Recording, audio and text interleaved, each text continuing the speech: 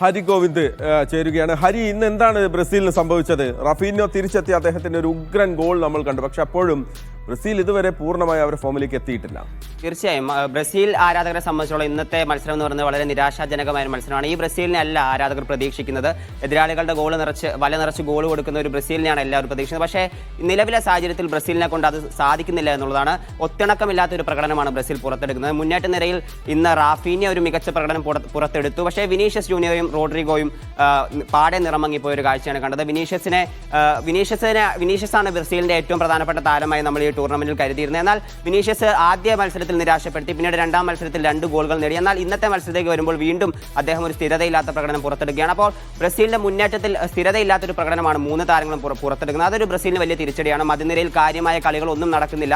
Neymar ജൂനിയറെ പോലെയും കാസിമിറോയെ പോലെയുള്ള പ്രധാന താരങ്ങൾ ഇല്ലാതെ ഇറങ്ങുന്ന ബ്രസീലിന് മധ്യനിരയിൽ കൂടുതൽ ഉത്തരവാദിത്തത്തോടെ കളിക്കേണ്ട താരങ്ങൾ വേണ്ടിയിരിക്കുന്നു. അതാണ് ഇപ്പൊ ഹരി പറയുന്നതാണ്. നെയ്മറിനെ പോലെ, കാസിമിറയെ പോലെ പ്രതിഭാധനരായ കളിക്കാരുടെ